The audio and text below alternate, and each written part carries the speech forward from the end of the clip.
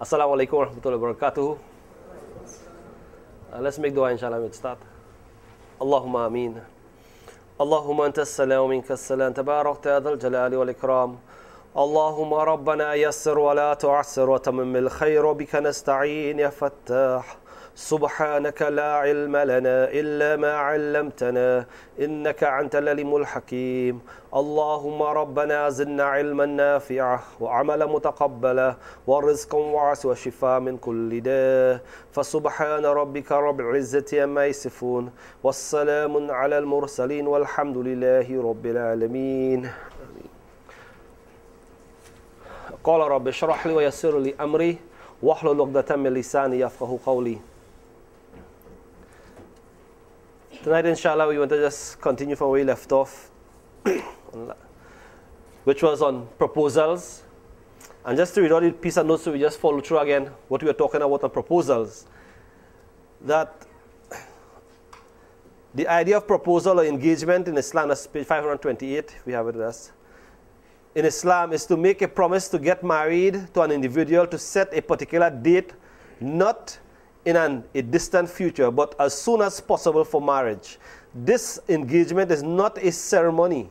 This engagement does not need us to invite and feed a large group of people from both sides. This can simply be done by a promise verbally, written, or on the phone through a representative, a wali, or wakil. An engagement does not make them lawful for each other. All right? It's not a marriage contract. All right? As far as the law of Islam is concerned, they should remain as distant as they were before engagement. An engagement is not nikah, and therefore all the impermissibilities with a non-mahram one you can marry must be observed. And that is the law when it comes to that promise or engagement that we know it. But what we see engagement today in society is not what engagement in Islam is about. All right? Or what the term engagement means. It really means a promise rather than just that type of thought or mentality that they come together and the wakil and the father give permission, so it's okay for them to be together. It didn't mean that. All it means that now the relationship becomes incumbent upon them to fulfill the requirements of a marriage. All right? So the idea of dating after a promise, the promise has reached to get to know each other, is not going to settle issues of indifferences, because both parties would show their best qualities and Satan would inject his temptation to destroy them before the marriage. What this means is that both of them wants to get married. Now, you know, before marriage and what they call this relationship they have before marriage, the best things you would do. You see the boy buy the best clothes, put on the best perfume, before the marriage. Do everything possible. If you have to drive from here to Tobago to get some one little flower, they go do that. Or do anything possible just to please the person you're going to get married to. But when you get married, see if you can drive from here to Tobago, or you go tell them, take that and go work instead. Maybe that instead. Because the drive or the desire for that type of thing, Satan didn't put it in your heart that time. Satan is putting it in your heart now because he wants that attraction so that you get closer and closer and then destroy you. Really and truly, this relationship that we are talking about is that it's only a promise. And therefore it should be maintained. Another should not be able to talk to each other. It doesn't mean that. What I'm saying is that we have to know where to draw the line. Where the line should be drawn when it comes to this period of time from the proposal to the marriage. And that's where parents have to also put a level of what? You know, restrictions or level of control. I won't say restrict. You say, well, I'm going to marry this person, what are you stopping that for? But really and truly, is that going to really happen? You know, we can't tell that. We don't know that. We are not sure and certain that this could take place. We are only what? Thinking this because sometimes people date for years in a marriage relationship, promise to marry, and they're doing all kinds of things together in that relationship. They're building a house, they're doing all kinds of things together. And time to marry, they can't marry. They don't see eye to eye anymore. Because the dating didn't what? really solve any problem because they thought that was a married life. That is not a married life. So the idea of dating after the promise has reached to get to know each other is not going to settle any issues whatsoever. So the idea of that is totally out of the mind, but shaitan is going to use it. It would be best that if one has any precondition to the marriage, that the individual should put them forward. And that's important. If you have problems in a relationship, for example, you want to get married, but your husband don't have a place to live, and you know you're going to take you to your mother-in-law house. All right? We'll talk about mother-in-law, we're going to the actual marriage itself and how to deal with that problem itself. But if you know you're going to have a problem living in the house with your mother-in-law and your father-in-law and extended family in that house, because, as I say, when you live in a family, you come and grow up differently. So you go into a family with a different what? Different habits. Each home has their own habits and ways about them. You can't expect that when you go there, they are accustomed to a particular kind of lifestyle. But I don't like this kind of thing.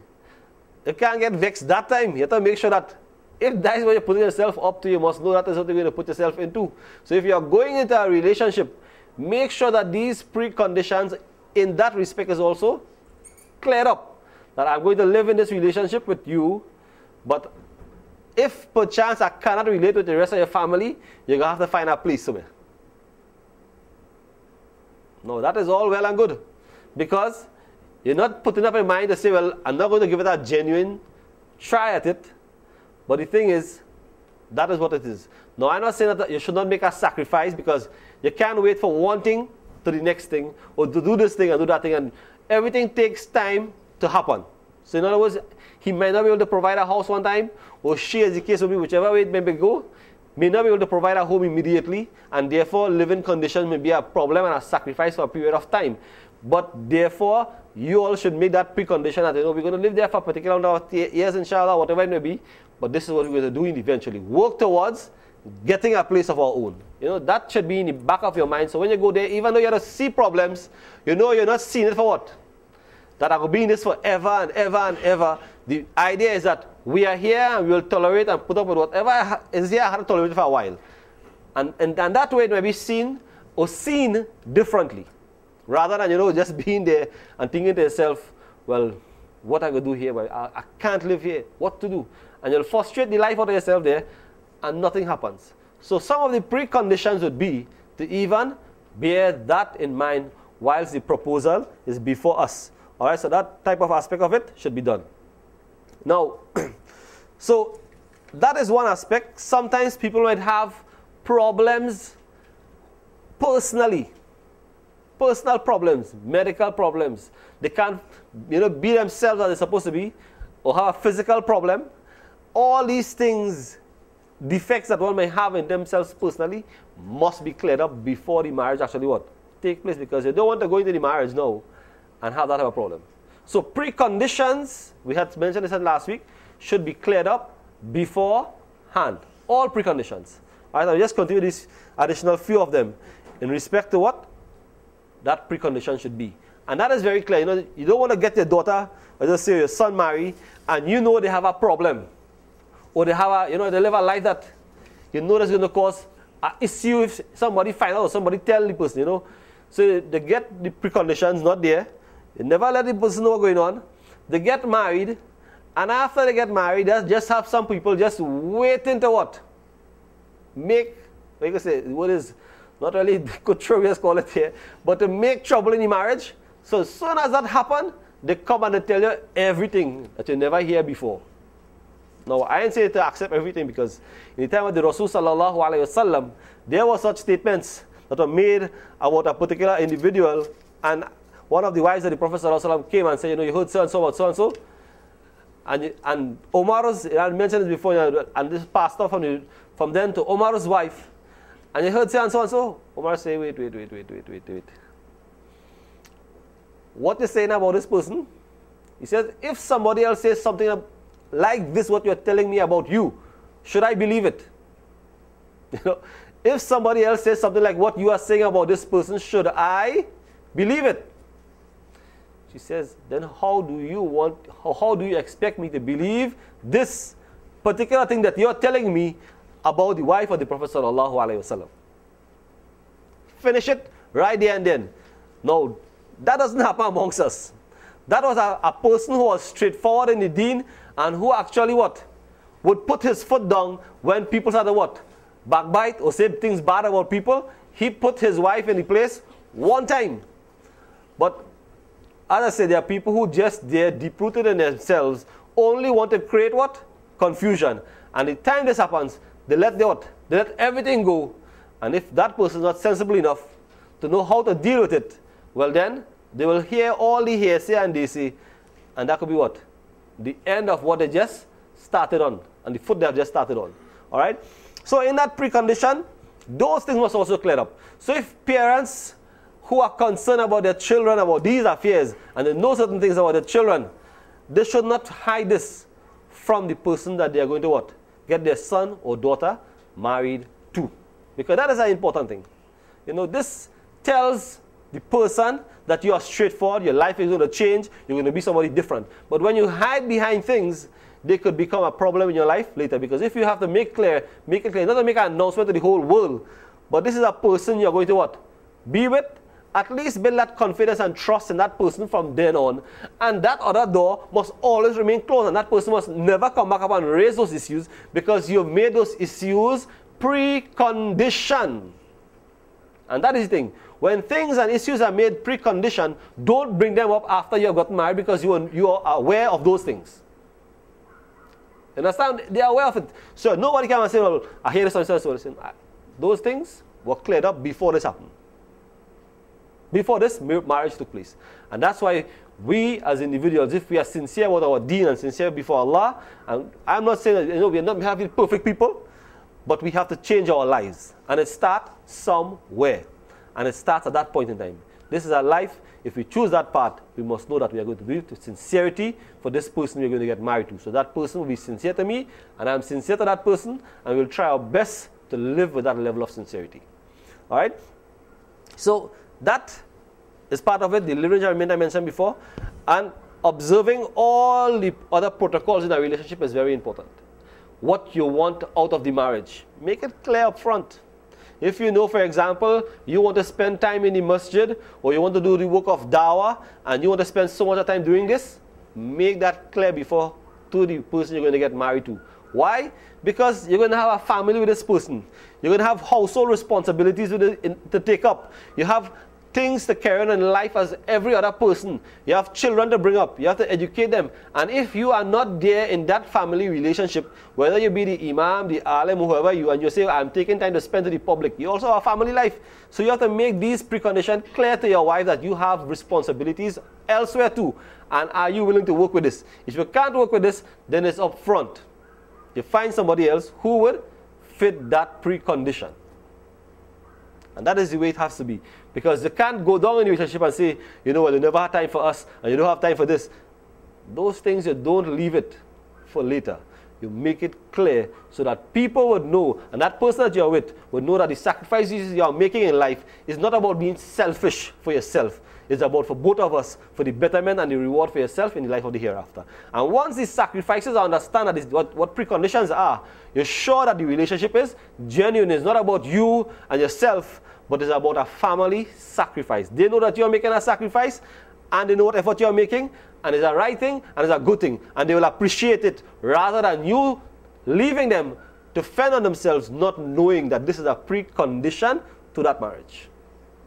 So these things, brothers and sisters, are things that we must make clear to the person at the time of our proposal. Don't leave these things and say, well, when you reach a bridge, we'll cross it. It doesn't work so. All right?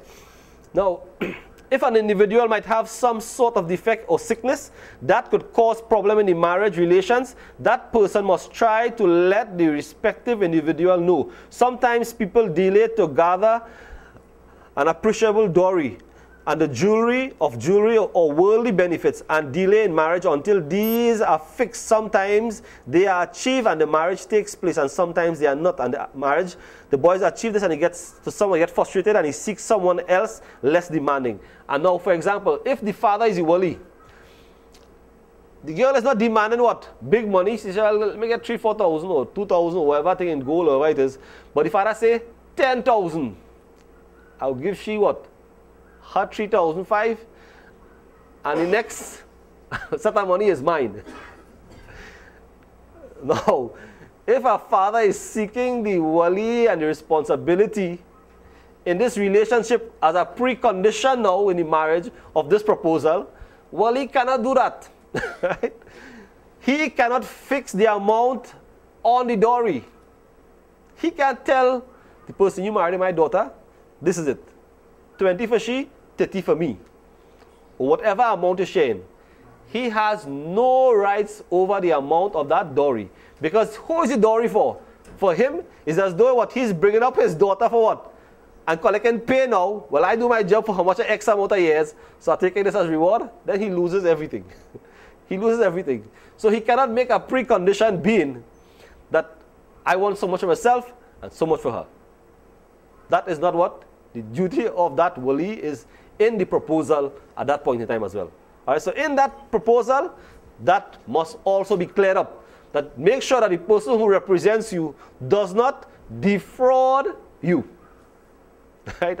And a wali is really, that's why it's responsible that a wali should be the father, grandfather, or brother, because those are the rightful ones supposed to be seeking your interests. And if they are defrauding you, what else would they expect? They can't expect any better again, because that is something way off. So a wali should never make such what? Demands. If someone wants better for their daughter, then give it to them later on in the marriage. But do not delay the marriage on account of these worldly things, lest you lose out the opportunity of having a good person for your daughter. All right? Don't demand more than what was really required. Just take that, finish with it. A delay should not be because of making elaborate preparations such as fixing and refurbishing the home and making accommodations to have a very big gathering so that none of the family members and the entire village or community will get ever left out. So now you want to make your arrangement for marriage, but you want to fix what? Fix the yard, fix the house, fix this, buy that. And when you finish with all of this, then I want to invite everybody. Because if I don't invite this one, that one got vexed. And if I invite this one, that one got vexed. And if I tell him and he know, well, we can't work like that. We have to invite everybody. Is that a precondition to marriage? That has nothing to do what? With the marriage. You know, there's a saying, while the grass growing, the horse starving. All right? No. The whole thing is that you want to what? Do all sorts of things. That is not related to that two individual who wants to get married. That have nothing to do with them. But you want to make your demands. People must see me like this when they come at my house.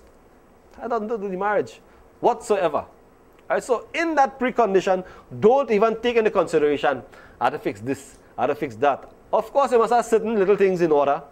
But don't try to make elaborate changes that you know will take 10 months, a year, or 6 months. You know, I have to change this roof. The man will take out 5 months to do this. Then I have to paint the house the next 2-3 months, and a whole year going. But you're suffering your poor children, and they're ready to what? Get married. That is not a precondition in marriage. Nothing to do with proposals. Nothing to say, well, the proposal can't go through as yet, but take time to prepare this date for the marriage after that.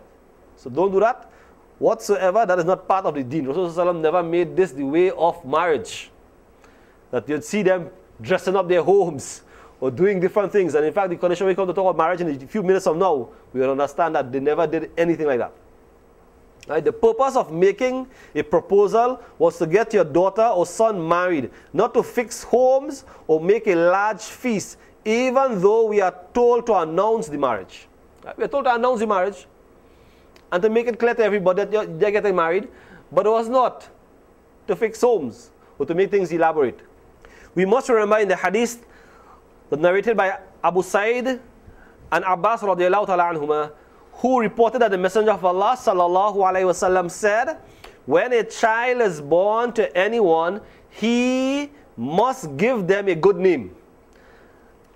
and give them a good education. Important. It is important for us to also give our children good education. It even goes so much so in our times that the ulamas and the scholars of our time have come to the condition that mothers are responsible to ensure that their children are educated on deen, that their children should be available to books and education in their homes or a library where they can access Islamic knowledge. In our times, because of the condition of our society, it is said that they have recommended, that they have seen in the past, that the best thing that a mother could do for their children is to teach them and provide education for them. Because sometimes even in the homes, the fathers are not educated on deen. They're not educated on deen, so they can't even what? Teach their children deen. So where are the children going to get their education from on deen? Where are they going to achieve this? It comes from when we what? Bring them in that environment of learning deen. Alright? So when a child is born, one is to give them a good name, give them education.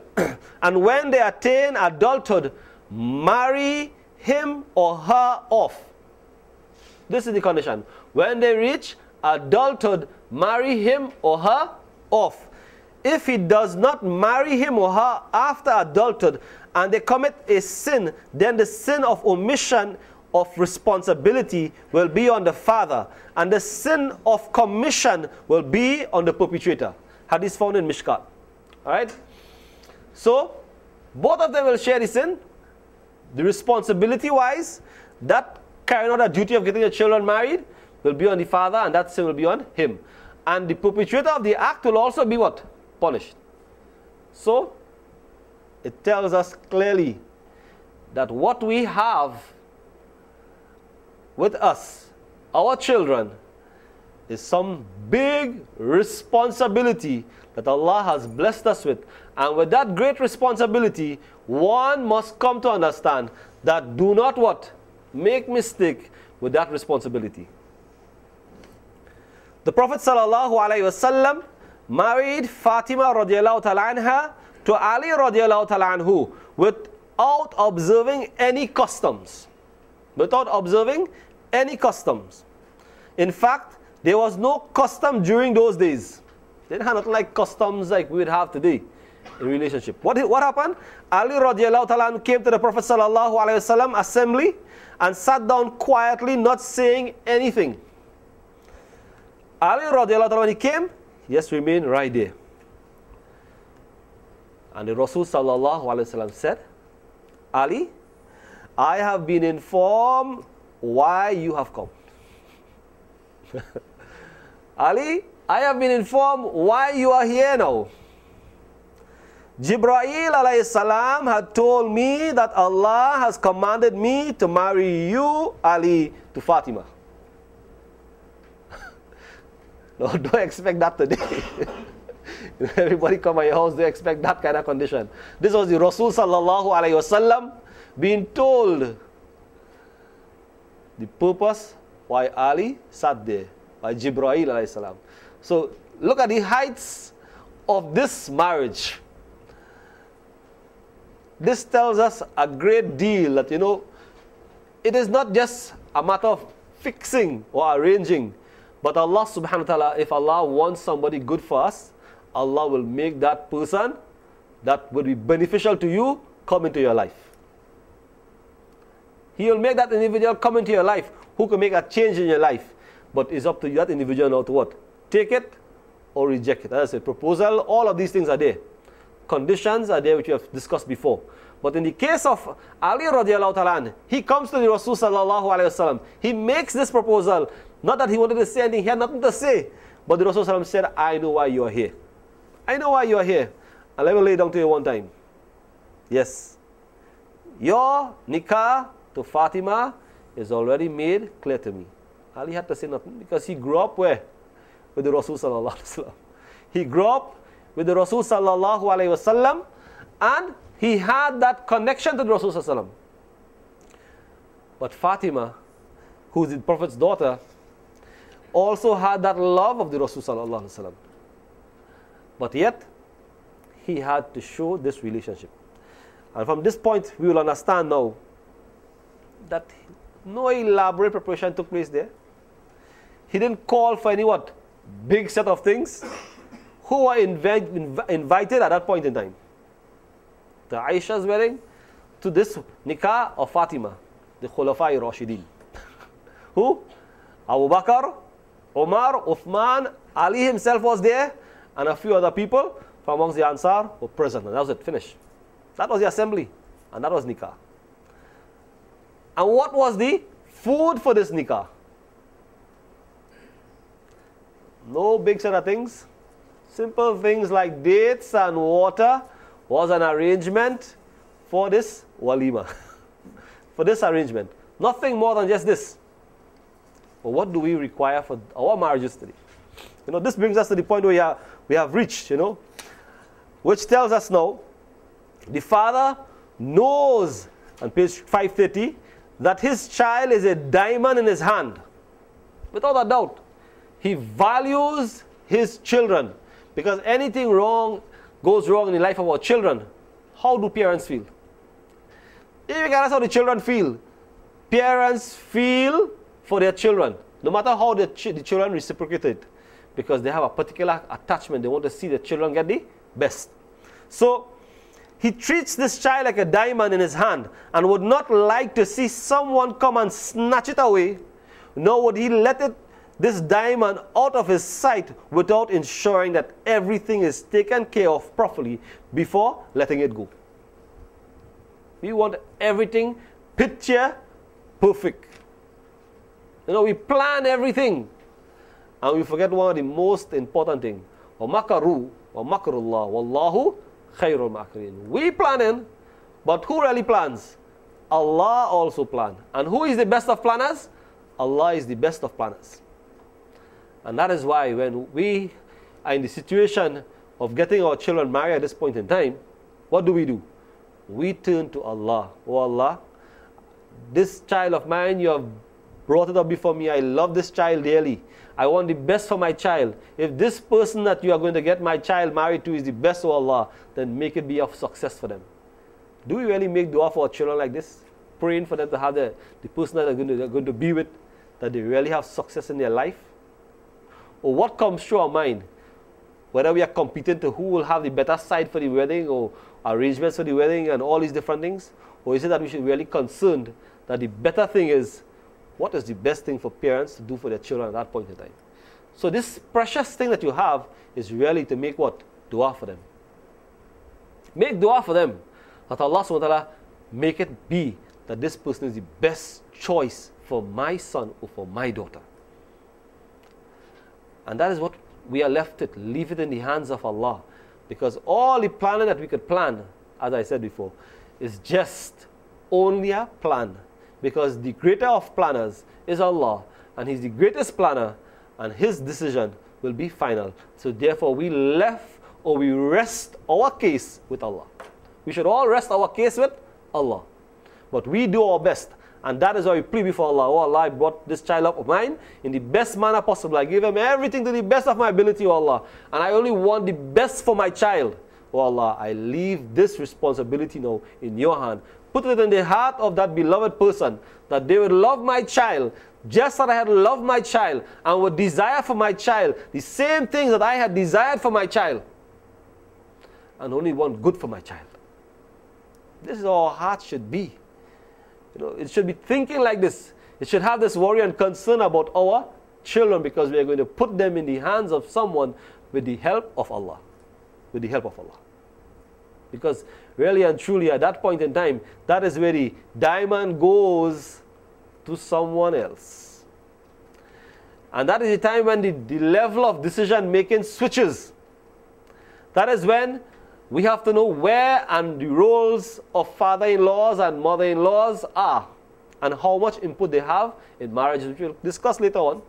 But I want you to know, this is as far the father and mother should know when their child reaches stage, who they should rely on. Because we really put trust in Allah, but now trust is really going back to Allah again. Trust is going back to Allah again. Because sometimes we try to intervene in a situation, but really and truly, who should really be intervening there is the help and mercy of Allah. Right? So, He ensures that the child is married and taken care of. So now, we reach the point we will talk about tonight. So if you understand so far, any issues with those preconditions, bear it in your mind, inshallah. We'll probably discuss it at the end of before the end of the class, inshallah. So we have discussed a number of things on proposals, and we really state that a proposal reach, engagement finish. We're not going to paint the house and take too long for the wedding to take place. We're going to actually now get on with the marriage. So what is an ideal Muslim marriage? What is an ideal Muslim marriage? We heard the marriage of Fatima radiallahu ta'ala anha to Ali radiallahu ta'ala anhu. We heard that marriage. And Allah subhanahu wa ta'ala sent Jibreel alayhi salam to convey that. And that didn't have any what? Elaborate, big set of things in it. It was very simple. Now, look at what we hear in the hadith of the Rasul sallallahu alaihi wasallam. And when they attain adulthood, marry him or her off. What that means? It means no delay. It means no delay.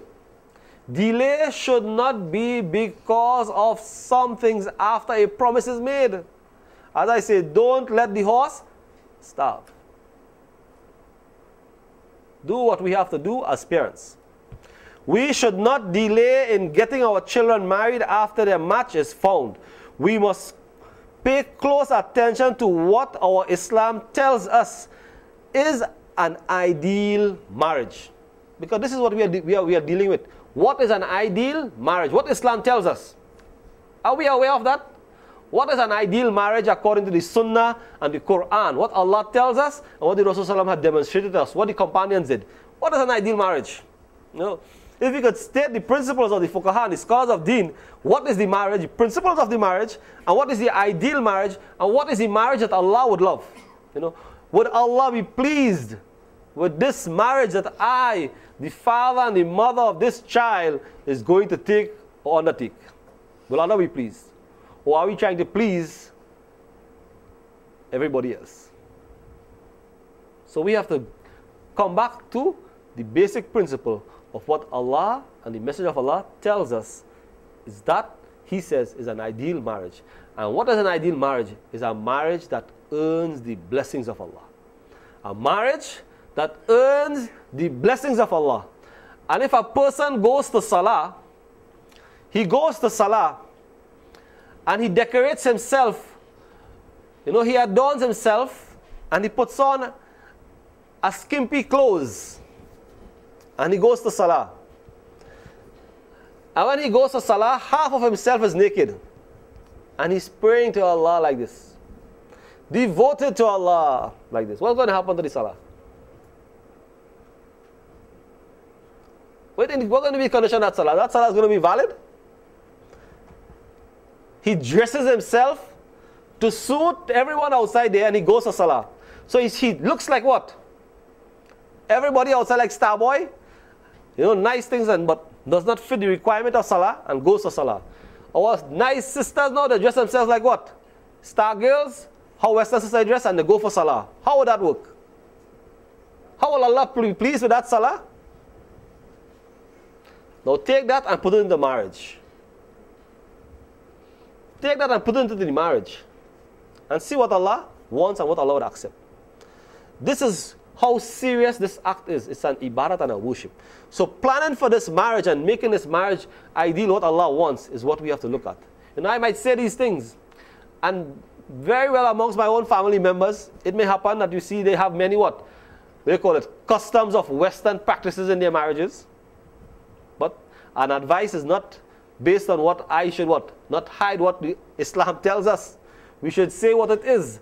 And conscientiously, by this means, we educate ourselves, and in the near future, inshallah, we hope that somehow we will try to change from those bad habits and move towards that which is best for all of us, so that Allah will show us some mercy and more kindness in what?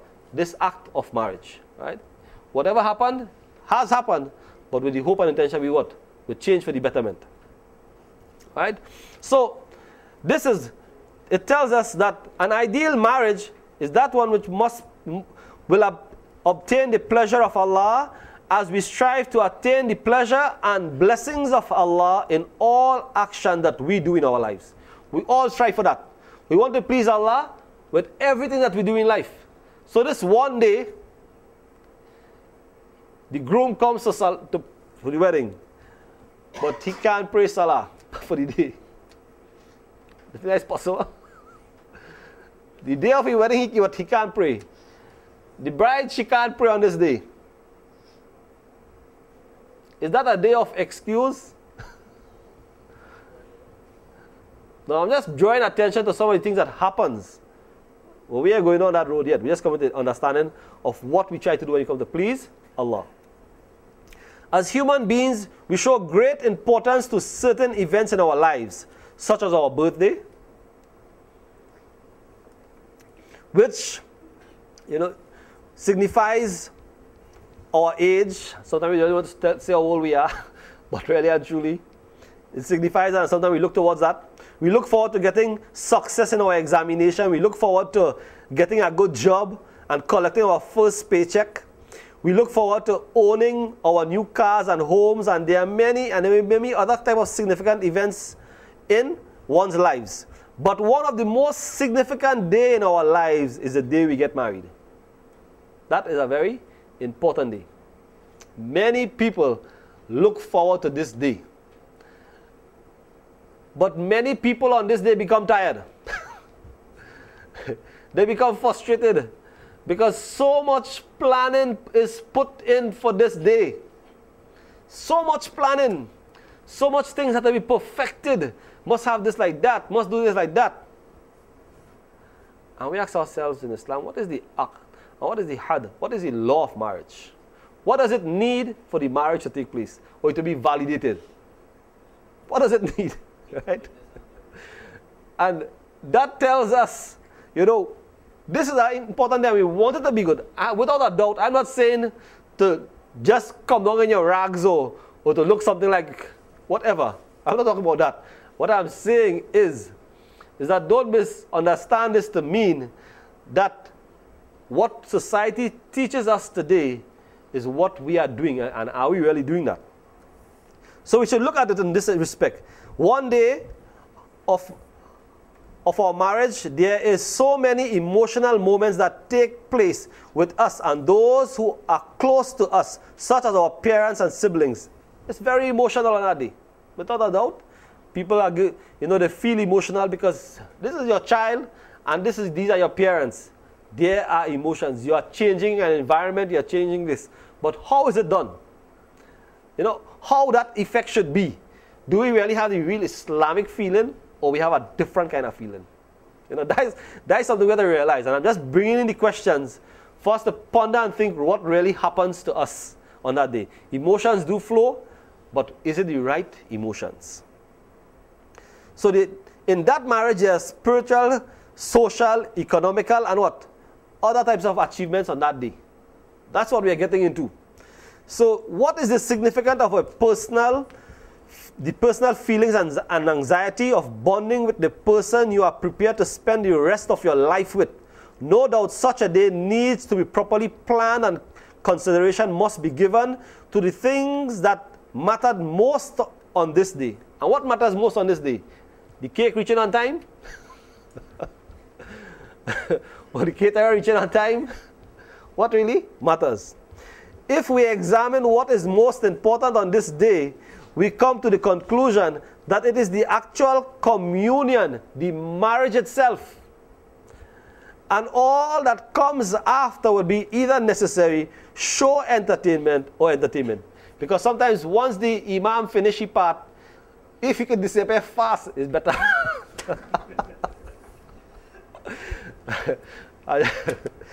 That's just by the way, because they just say they have other things to come after. But really and truly, what this day really tells us, is it just for him to fulfill his requirements? What really is more important on that day? So, what we see in society on marriage from different religions, and that is what we have to look at, whether or not Islam incorporate these things in our marriage life today, because we have to know what is paganism and what is Islam. Because if things are pagan, it means that they are ascribed to three different things. To a different God, for show, for superiority, And these types of things are not liked by Allah. So if our marriages have these things in them, we have to know whether or not they are Islamic or non-Islamic. All right? As I say, I'm just saying as it is. And this is what, I'm not going to say it with the intention of anyone should feel offended or feel bad or feel that, that I'm trying to, make anyone feel any way that I see things or not seeing things. As I say, it happens even amongst my own family members. So it's not that, and I don't see it. We all know what happens. But as I say, it's for the future. So don't feel any way that I'm trying to get down on anybody's case. All right? It's just for us to get a proper understanding of what is between us and our deen. In our current society, with the existence of many other religions, we get the opportunity to see the manner in which they conduct their marriage ceremonies. Yeah, we are fortunate enough to see that. But should we be what? Part and parcel of that type of system. These include their religious and some social practices which are very pagan in nature. We see that apart from religious part of the marriage, there are many who would attend the marriage to see, not to join. They just go to what? See. Not to join in the prayer or well-wishing via seeking help from God, but rather to choose to attend the function for the entertainment. We know you can have what? Entertainment, alcohol, dancing, and immoral behavior that is what? Offered. These are what? Pagan practices. These are immoral practices. If we invite people to our marriage for this purpose, for entertainment, then the marriage will only be what? Entertainment. And this is what we see in society today. Right? Without a doubt, if a marriage doesn't have these things, it feels like it's what? It's not a marriage ceremony you're having. They go to do if you're having what? A funeral or a marriage. Alright? It's not that we cannot be happy as Muslims on this day, but what is happiness for us? What is the happiness that we need? Is it to what? Enjoy these things that we see people enjoy and call it that is a day where you really had a good time on that day? Or is it that we want Allah to be pleased, and it's like fasting in the whole month of Ramadan, making all the necessary arrangements, and on the day of Eid, we let go and we start to what? Do everything else other than thank Allah for the guidance He has given to us. Then we're totally out of it. So, what we see is that these people are invited and are no doubt very close friends.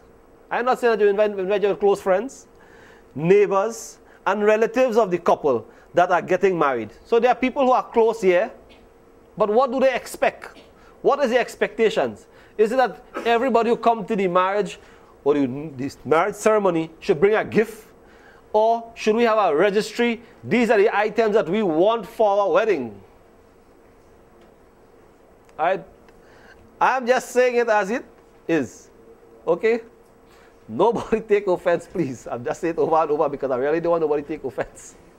But the real thing is, these are the practices that happen. All right? Not part of the deen, not part of our Islam. All right? Not part of our Islam.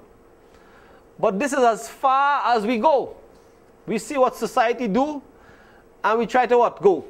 If they run in a hole, would we go in that hole? If they jump in the hell, do we want to jump in hell? No. And many marriage ceremonies today mirror each other. So the Christians are practicing one marriage, the Hindus are practicing a marriage, but it's the same type of what? Pagan practices, except for when a religious leader will do their little part and disappear, and everything else happens what? Just as the other pagan practices would be. They must have all the other customs in place. All the other things. Whether we want to what? Toast or roast, whichever one, all is what? Takes place. Alright? So, most of this is really and truly what we see today in the manner of what people do. If people go to a marriage ceremony, and no, the ladies don't get vexed with this, everybody want to have a what? A good dress. I would say a new dress. But they must have new clothes, must look the best, All right? Food, must have the best food on that day. Make sure everything matching properly. Make sure that, you know, music taken care of, the drinks taken care of, and all the niceties must be on that day. Now, this is what we see amongst us in our society.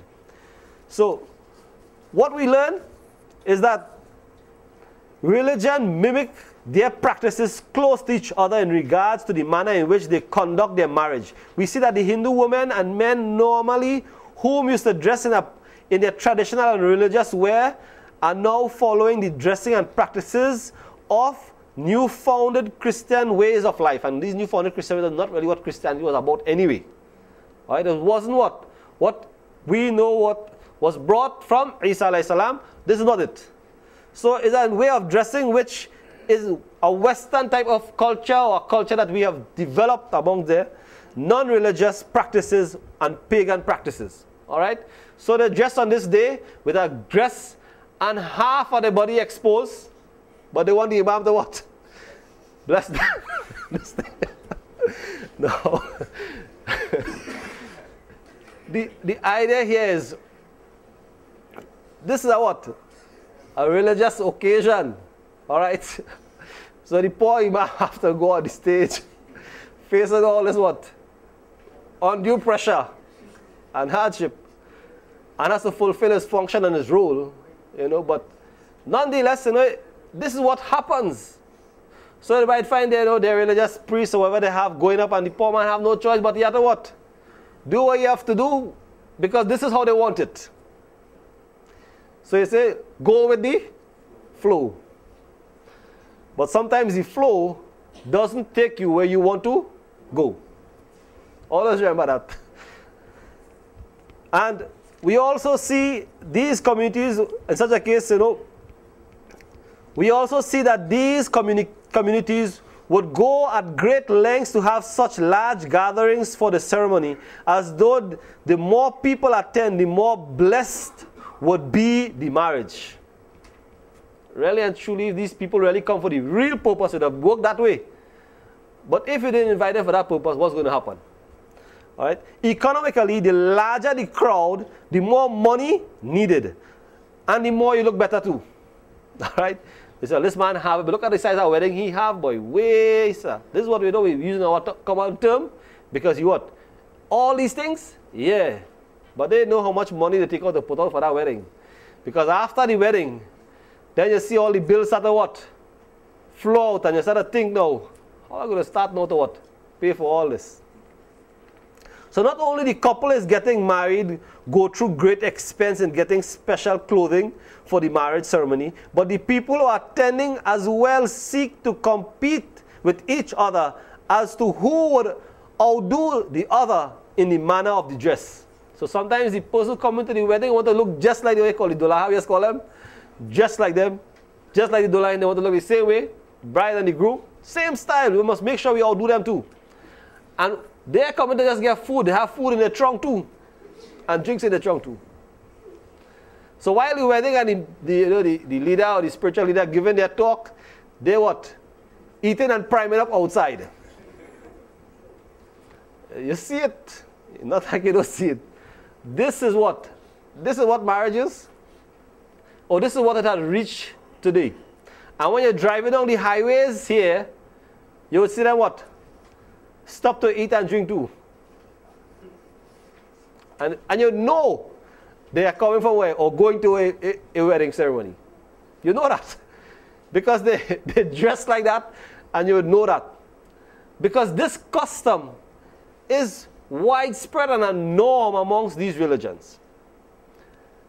And even if we invite these people to our ceremony, they won't say, well, as a Muslim, when you see me, I won't have to trunk today.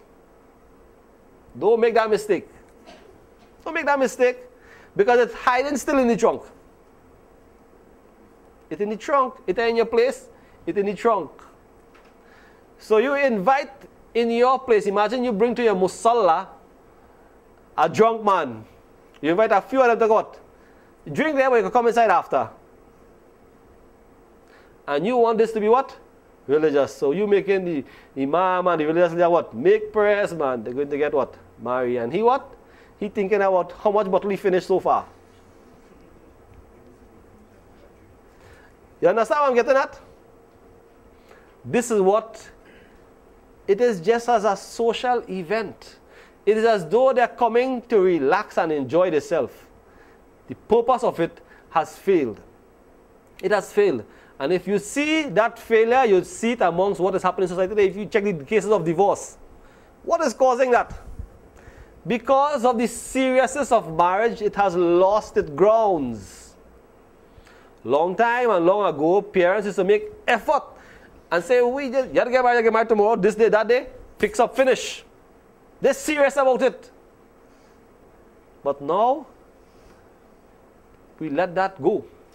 New style, new custom, new ways, new systems. But what happens? See the results? See the results at the end of the day. Because when we break down from the laws of Allah and the way that Allah wants us to live our lives, then Allah will show you the outcome. You know, with every reaction or every action, there's what? An opposite reaction. This part of the theory is also evident in our lives. When we make choices like these, sometimes the outcome will also be detrimental. All right? So sometimes, and you know, I wanted to go further, I don't want you time now. We're going to stop there today, inshallah. Next week, we're going to actually discuss the Muslim marriage itself and what aspect of it. Jazakallah khair. Let's make dua, inshallah. اللهم آمين اللهم أنت السلام ومنك السلام تبارك يا ذا الجلال والإكرام سمعنا وأطعنا غفرانك ربنا وإليك المصير اللهم ربنا ظلمنا أنفسنا وإن لم تغفر لنا وترحمنا لنكونن من الخاسرين فسبحان ربك رب العزة عما يصفون والسلام على المرسلين والحمد لله رب العالمين.